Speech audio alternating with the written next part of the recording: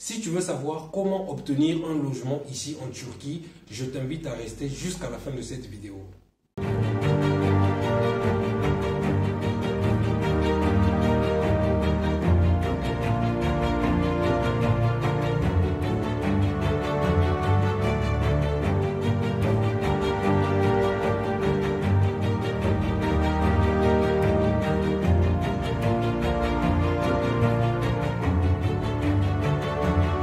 Bonjour les amis, si vous me découvrez pour la première fois, je suis Arel Venus, étudiant et entrepreneur résident en Turquie, précisément dans la ville de Karabük. Je suis également fondateur de Venus Global Academy, qui est une structure qui vous accompagne, vous assiste et vous oriente également dans vos démarches d'études à l'étranger. Nous sommes désormais en partenariat avec Begu Corporation, qui est une structure qui vous accompagne, qui vous assiste également dans vos démarches d'études à l'étranger, notamment en France, en Grande-Bretagne, en Allemagne, en Australie et au Canada. Donc pour celles et ceux qui veulent parfaire leurs études dans les pays précités, n'hésitez surtout pas de me contacter à travers mon numéro WhatsApp que vous trouverez en description de cette vidéo, mais également à travers le site web de Begu Corporation que vous trouverez toujours dans la description de cette vidéo. Et pour celles et ceux qui veulent venir ici en Turquie, j'ai conçu un cadeau pour vous qui s'intitule Les 5 bonnes raisons d'étudier en Turquie. C'est un document PDF que vous pouvez d'ailleurs lire en maximum 5 minutes pour vous permettre d'avoir de plus amples informations sur la Turquie, notamment le coût de la vie, le coût du loyer, le coût des études et toutes les informations basiques concernant la Turquie. Donc n'hésitez surtout pas de me contacter, je vais vous l'envoyer gratuitement. Comme je l'ai dit en début de vidéo, dans cette vidéo, je vous explique comment est-ce que vous pouvez faire pour obtenir votre logement ici en Turquie. En tout cas, ce n'est pas très compliqué. Déjà, l'option la plus fiable et la plus rapide, c'est contacter les brokers, c'est-à-dire les démarcheurs qu'on appelle en turc les emlak. Donc, comment ça se passe avec les démarcheurs ou les brokers? Si vous avez par exemple trouvé un logement et que le logement coûte 200 $, c'est un exemple que je prends. Si votre logement coûte, si le loyer coûte 200 $, ça veut dire que vous devez prévoir 200 $ multiplié par 3. Donc, il vous faut prévoir 600 $. Mais pourquoi 600 $? D'abord, les premiers 200 $ que vous devez prévoir, c'est pour le loyer. Si votre loyer coûte 200 $, donc il va falloir prévoir 200 $ pour le premier pour payer, parce que ici, on paye toujours en avance. Donc, prévoyez 200 $ pour le loyer. Ensuite, il vous faut prévoir 200 $ pour le dépôt, donc ce qu'on appelle la caution en français. Oui, le dépôt, ce qu'on appelle la caution. Ensuite, prévoyez également 200 $ pour le broker, c'est-à-dire pour le démarcheur. Donc, en réalité, si votre maison coûte 200 $, il vous faut prévoir 600 $. Si votre maison coûte 150 $, il va falloir que vous prévoyez 450 $. Donc, si votre maison coûte 50 $, ce sont des exemples que je prends. Si votre maison coûte 50 $, il va falloir prévoir 150 $. Donc, 50 $ pour le loyer, 50 $ pour le démarcheur ou sinon le broker, et ensuite 50 $ pour le dépôt de votre maison. Voilà comment vous pouvez trouver une maison. Ça, c'est la première option.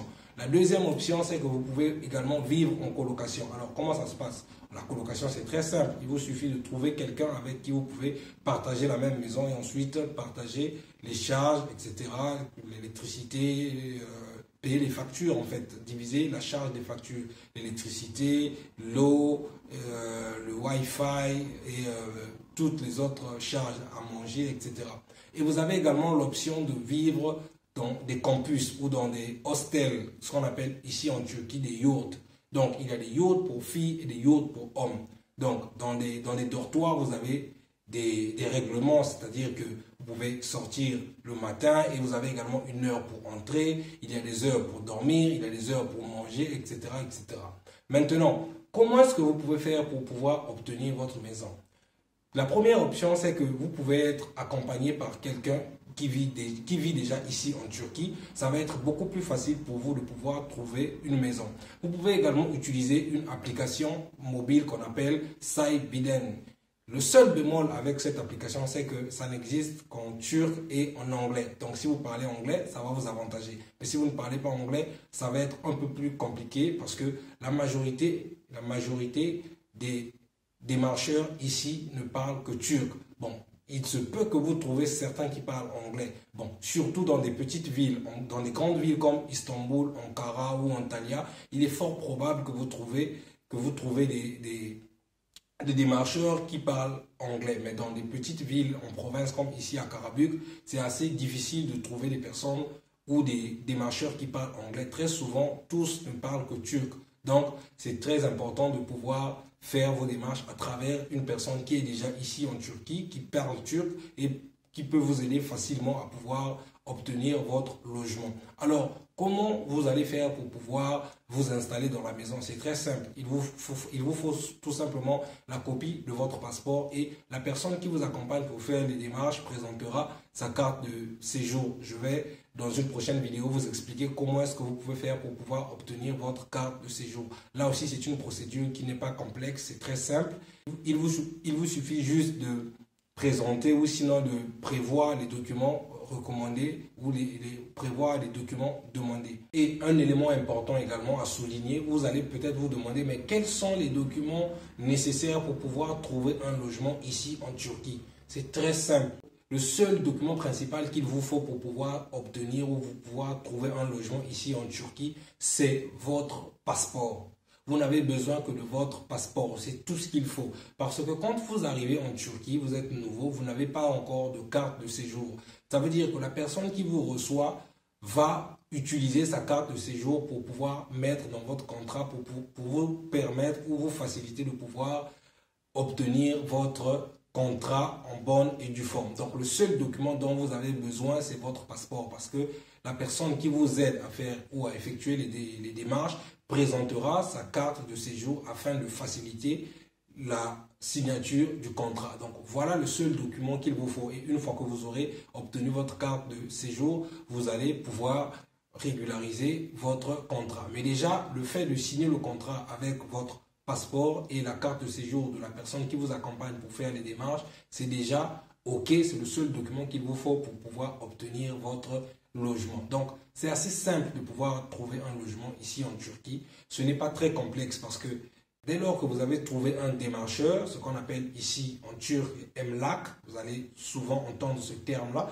Emlak veut dire démarcheur ou broker en anglais. Donc, dès lors que vous avez trouvé un démarcheur, ça va être beaucoup plus facile pour vous de pouvoir obtenir une maison parce que ces brokers ont un réseau entre eux où ils ont facilement des maisons à proposer aux clients, etc., etc.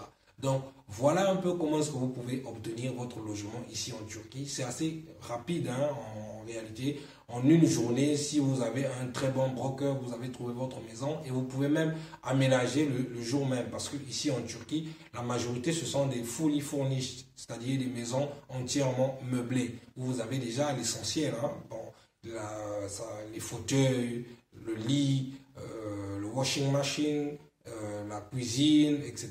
Donc vous avez quasiment tout pour pouvoir aménager dans votre maison. Donc voilà un peu comment est-ce que vous pouvez obtenir un logement ici en Turquie. C'est très simple. Donc encore une fois, si vous voulez un accompagnement, n'hésitez surtout pas de me contacter à travers mon numéro WhatsApp que vous trouverez en description de cette vidéo.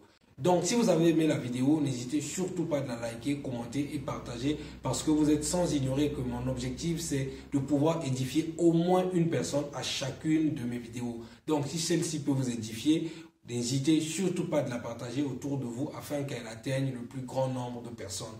Quant à moi, je vous retrouve à très prochainement dans une prochaine vidéo. Ciao, ciao.